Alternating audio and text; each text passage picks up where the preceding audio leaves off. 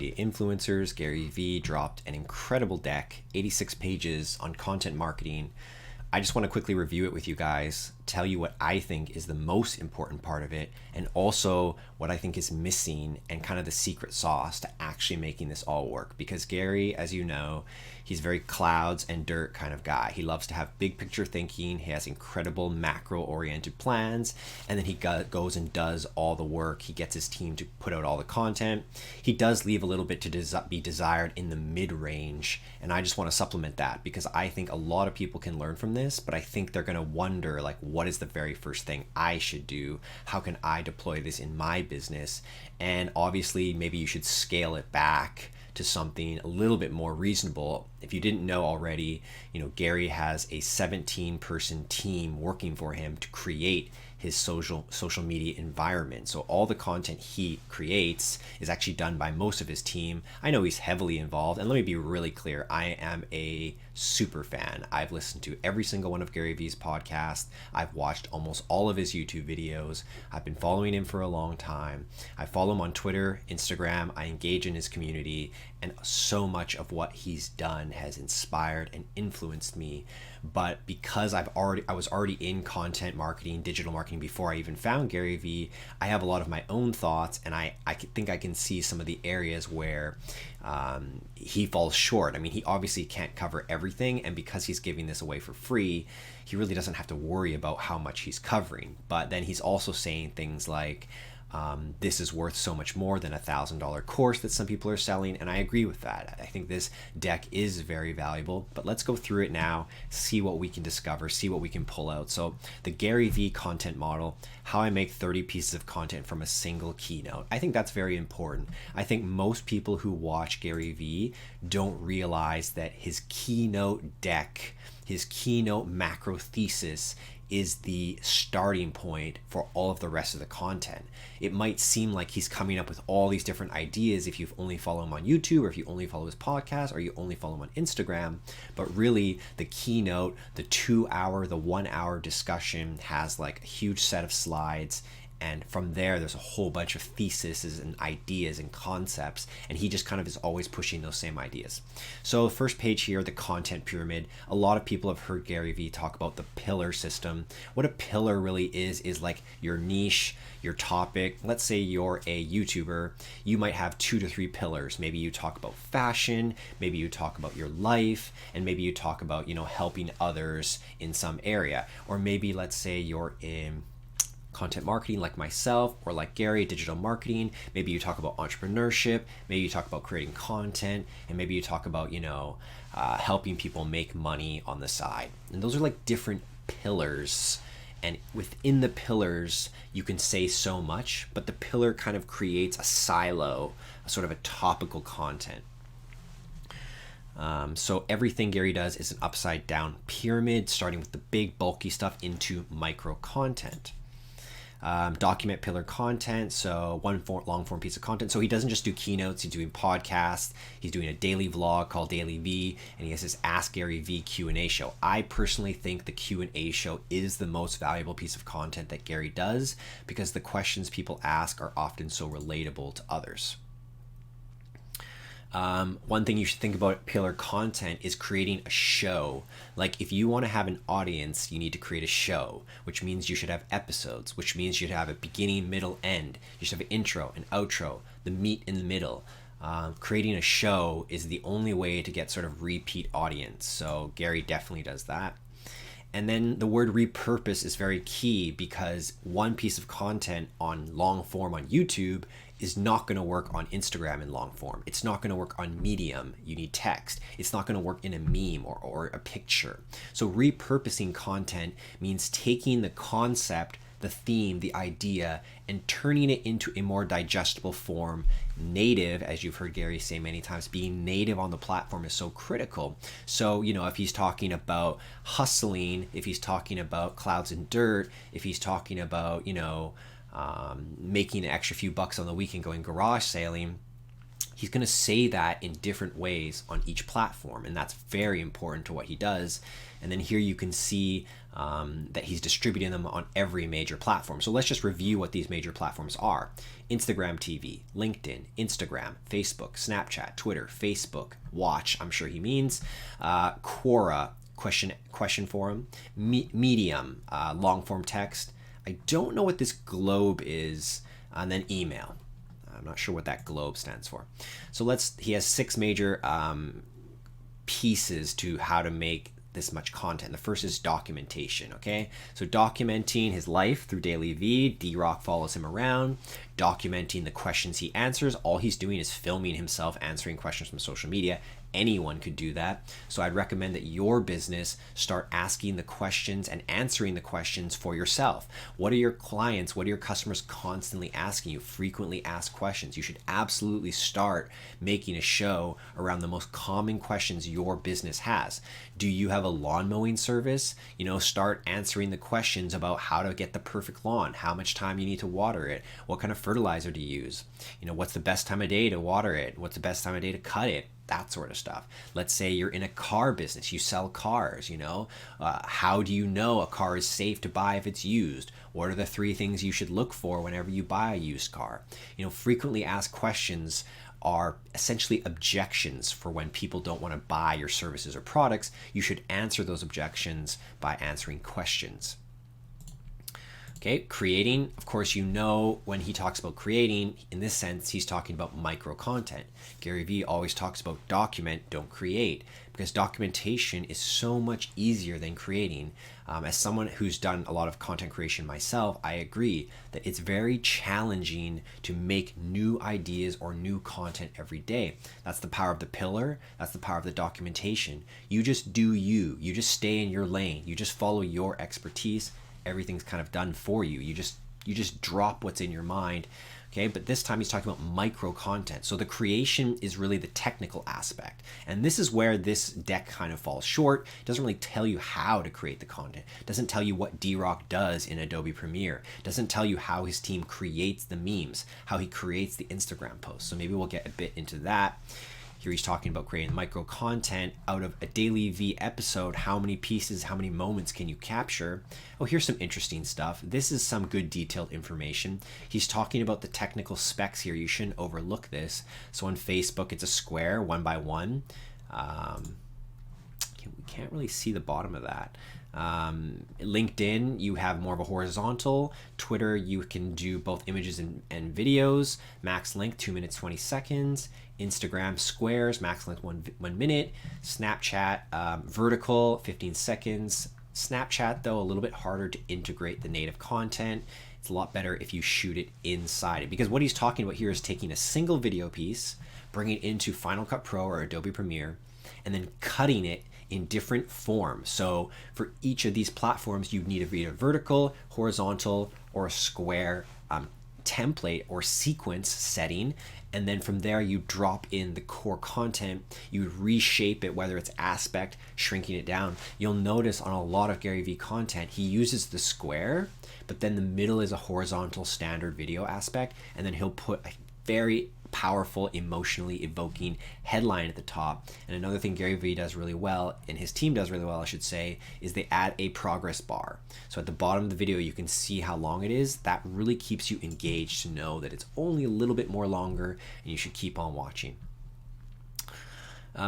Just talking about, pulling out the right moments. So when you make a core piece of content, whether it's an hour or 10 minutes, you're looking for that 1 minute, that 30-second moment that you can clip. It's like a highlight, right? So your micro content is essentially the highlights of your pillar content. Distribution, very, very important here. You can't neglect distribution. You can't just make content. It's not enough. You have to be putting it out there as often as possible. And something I've always struggled with because it's so time consuming. That's why you want to use tools like Hootsuite, Buffer, Planoly, these different types of social media platforms where you can schedule your content ahead of time. I recommend doing all your content scheduling like on a Saturday or a Sunday and doing it for the whole week. And another thing is, like, you don't just want to put out one tweet about a video. You really want to put out 4 or 5 tweets over the course of a month. I'd say. I mean, a little bit more heavier at the beginning, but you need to put it out multiple times, because when it comes to like a tweet, if it's not consumed in like the first few minutes or seconds, it's often completely missed. A lot of people follow 500, 600,000, 2,000 people.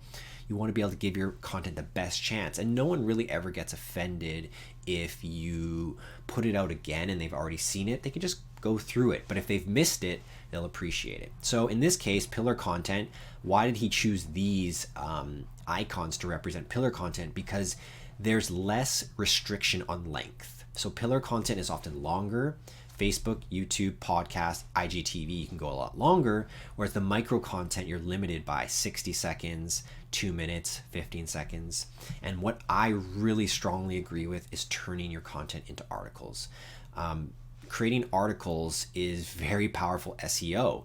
Putting as many words on your website is just a very good strategy. So you can really transcribe your content. You can go into YouTube and you can literally upload your video, wait for the captionings to get triggered, and then there's tools online that will let you pull the entire transcript. And the transcribing is so good in YouTube. You don't need to pay anyone for transcribing. It's very accurate. And then you get someone to edit it, or you can edit it yourself. I'd add subheadings, I'd break it up, because you're gonna get one huge, massive wall of text. What did he say here? First round of micro is used to drive viewership to YouTube. Okay, so what he's saying is that you're using the micro content to reinforce the value of the pillar content, because you want a lot of views on YouTube. You want a lot of views on Facebook. You want a lot of listens on your podcast.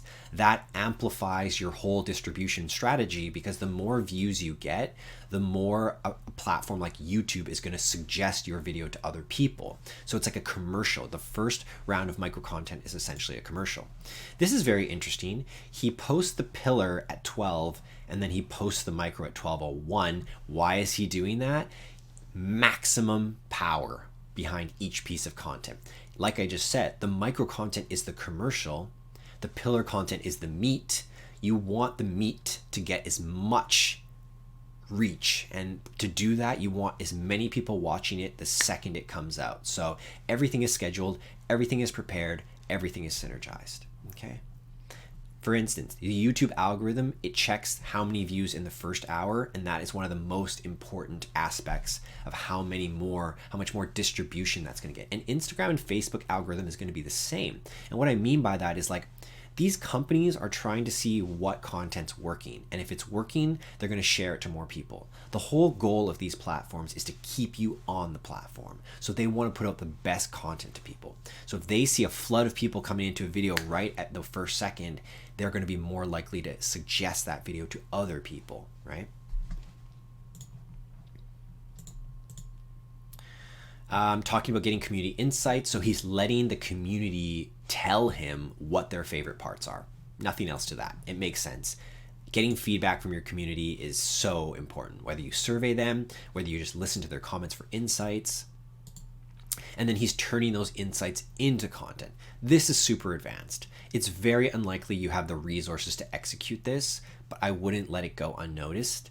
But this is something that very few people are going to, A, have the community to be able to do this, and B, have the follow-up resources and time to go and execute this. But I think this is very powerful. I do appreciate that he dropped that piece of knowledge.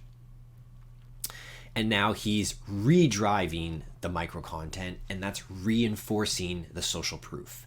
By showing how much people love his content and showing that love to other people, it sort of drives a secondary and a positive reinforcing effect.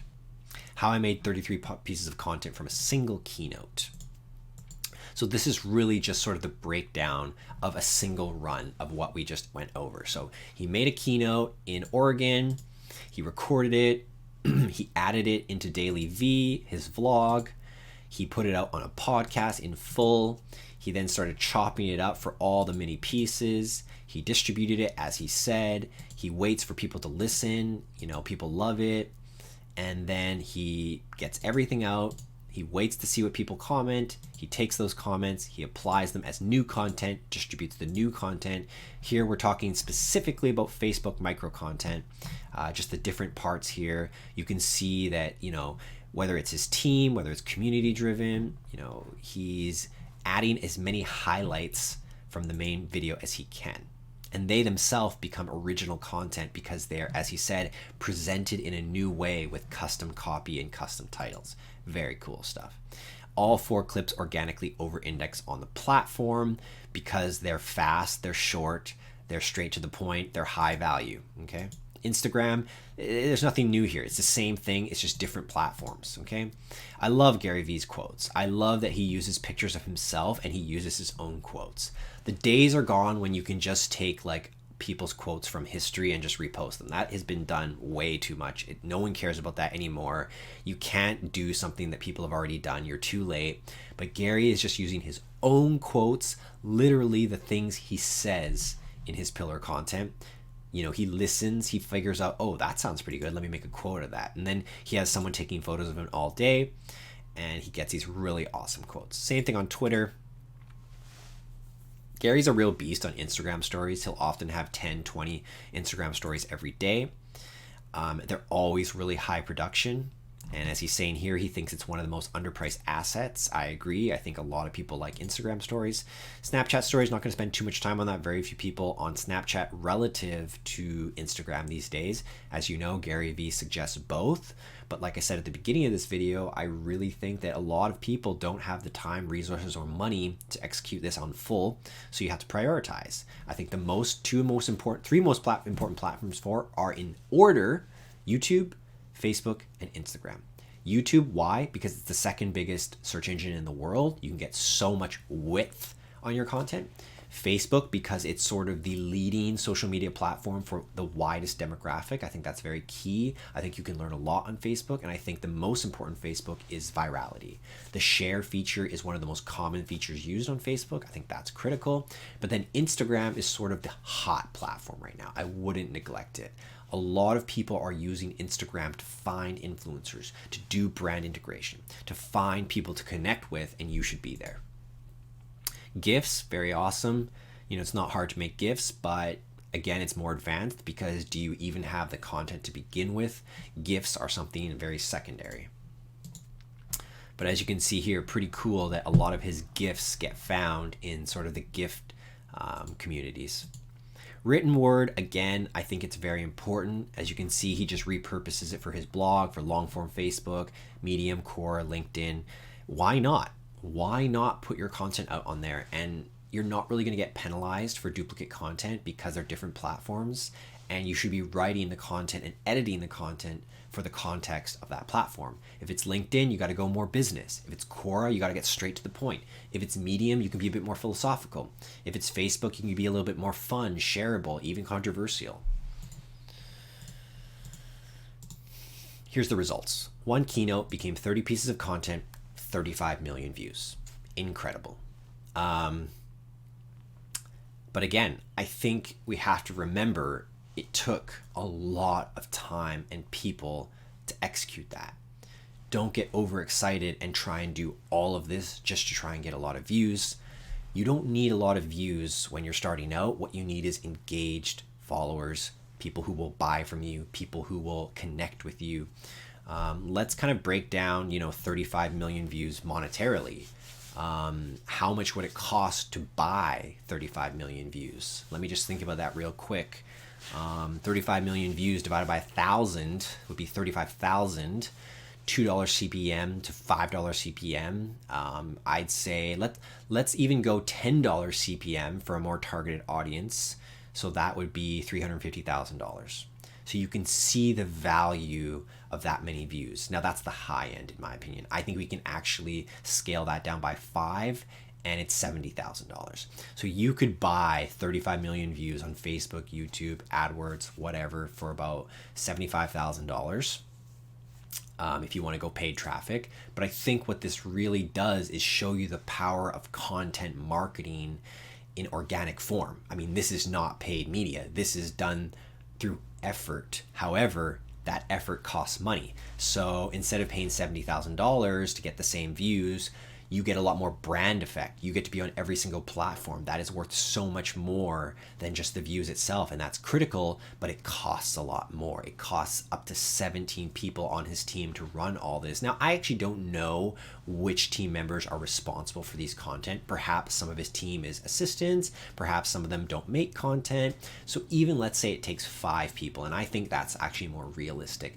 5 people's salaries to create 30 pieces of content, to listen to the community, to repurpose, to edit. Obviously, D-Rock's probably making a decent chunk of change now. He's got that high quality edit skill, really strong producer editor. 5 people working under you, that's going to cost you at least, $2 to $3 grand per person a month. This is probably a monthly process. So, we're looking at 15 grand a month, maybe 10 grand a month. So that's actually really reasonable. 10 grand a month getting you this sort of reach. I think it's really worth it. I wouldn't hesitate to do it if I was in Gary's position. Content, more content. Powerful stuff, guys. I think that this is one of the most valuable pieces of content on the internet in 2018. I think Gary Vee gave a lot. I think we just have to remember what it takes and that we should prioritize which platforms make the most sense for us. Gary has a very broad personal brand at this point. He's very business wide. He can serve a lot of different communities. Maybe you're an accountant, maybe you're a sewer, maybe you're a skier, maybe you play, StarCraft 2, maybe, don't really know what your hobby, your interest, or your business is. Make sure you're really honing in on where your audience actually is. Like Gary Vee's audience is now very, very wide. Male, female, 10 years old on YouTube to 55 years old on LinkedIn. I mean, he's really running the full gamut. Why? He wants full penetration of awareness. He wants the whole world to know who he is. He wants to achieve a legacy that no one else has. Therefore, he's investing more than anyone else. He has a bigger team than anyone else. And he's putting out more content than anyone else. I think we can learn a lot from Gary Vee. I know I certainly have. I think he's one of the most important people in social culture right now. He's a different breed of entrepreneur than, say, an Elon Musk or a Steve Bezos or a Steve Jobs was. He's not super product focused. He's super consumer oriented. And I think that's really the difference. And I think what you could learn from him is that if you listen to people, if you actually give a fuck about people, if you actually bring value to people, you're going to win in whatever shape, form you want. If you're only thinking about my product, my world, my needs, it's really hard to make that contribution to the world. And as I've said many times before, your rewards in life will be equal and proportionate to your contribution to others. So I hope you guys enjoyed this video, this analysis on the Gary Vee content marketing deck. If you guys need help with your content marketing, if you'd like my company to help you execute this exact program, we're already doing it for clients and we're already seeing great results. I agree with everything in this. I believe in starting with a pillar, going into micro content. I believe going on as many platforms as you can. The way I think about it is like, don't try and become a famous YouTuber. Don't try to become a social media influencer. Expand your reach as wide as possible while maintaining a narrow position. So make sure people know what you're about, what you're really offering, but then go as wide as possible on every platform. And don't get caught up in the social media vanity metrics. Don't get caught up in the followers, the fans, the likes. Get caught up in the engagement, the value, the exchange of value of time, money, resources, content. And of course, organic content is the way to go. I've always said that. I've always believed that. I don't think paid media is a sustainable long-term strategy. Why? The price is going up every single year. If your products aren't becoming more and more valuable and more expensive, you're not going to be able to keep up with the acquisition costs. Therefore, you have to become a media master and you have to dominate the conversation in your niche. And if you want to dominate, you need to be putting out the most media possible. So I recommend either you become a media master yourself, you take my course at Rich and Niche, which is going to be launched very soon, or you can hire a team and outsource it to someone you trust. Either way, more content. See you guys next time.